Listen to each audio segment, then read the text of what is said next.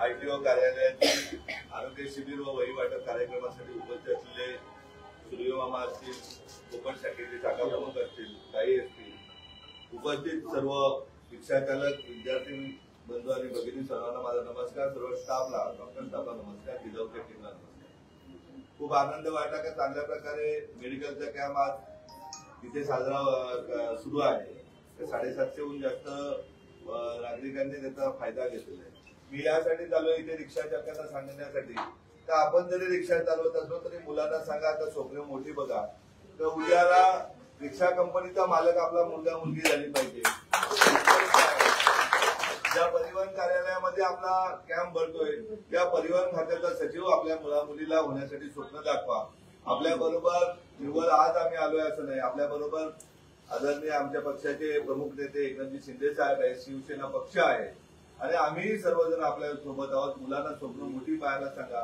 त्या परिवहन खात्याचा सचिव आपल्याला होता आला पाहिजे.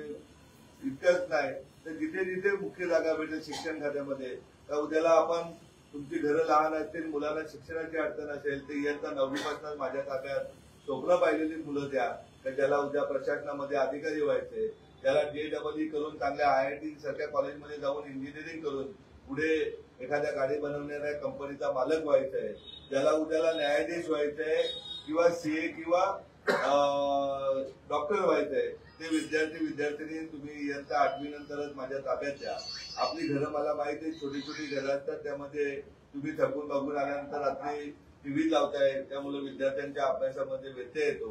जेवढे विद्यार्थी आपण या ठाण्याच्या रिक्षा चालकांचे मुलं मुली ज्यांना उद्याला बनायचंय, त्यांनी मोठी स्वप्न पाहिले, त्या स्वप्न पूर्ततेसाठी एक बांधव म्हणून मी आपल्या बरोबर असेल, एक कुटुंब म्हणून आपल्या बरोबर असेल. इतकेच काय काही वेळच्या वेळी आपल्यालाही विनंती करतो का आता आपण रिक्षा चालक थकून मागून जात आहे तर व्यसनाधीनतेपासून आपण दूर राहिलं पाहिजे.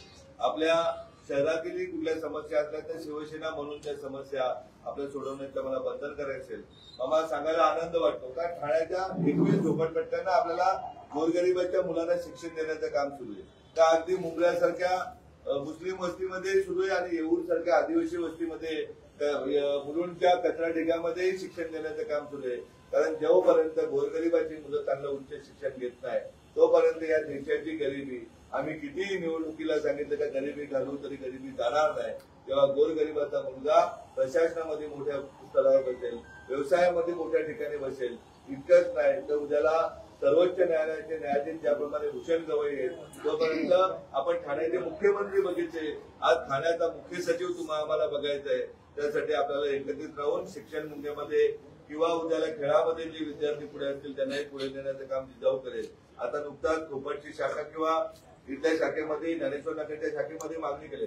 साहेब आपण महिलांमध्ये खूप मोठ्या प्रमाणात काम करतोय, तर उद्या mehndi classes, beauty classes, jewellery बनवण्याचे क्लासेस, अगदी जेवण बनवण्याचे क्लासेस आपल्या भागातील ताया जे जे मागणी करतील त्यांचे सेंटर आपण सुरू करू. नेक्स्ट कार्यक्रम आपल्या शाखेमध्ये करू. त्याच्यानंतर 15 दिवसामध्ये कोकण शाखेमध्ये, शिवसेना शाखेमध्ये बसायला खूप आनंद वाटतो आणि ते काम आपल्याला सगळ्या ग्राउंड लेवलला ठाण्याच्या प्रत्येक शाखेमध्ये जाऊन करायचंय. तिथल्या नागरिकांच्या समस्या ऐकायच्या, त्यांच्या समस्या माझ्या लेवलच्या, जिल्हा लेवलच्या असतील ते मी सोडवेन, शासन लेवलच्या असतील त्या आदरणीय उपमुख्यमंत्री महोदय शिंदे साहेबांच्या कानामध्ये घालून त्याही सोडवण्याचा 100% प्रयत्न करेन. हा आपल्याला सर्वांना शब्द देतो. आजच्या या मेडिकल कॅम्प मधून एखादा तरी रिक्षा चालकाची मुलगी IAS झाली पाहिजे अशा प्रकारचे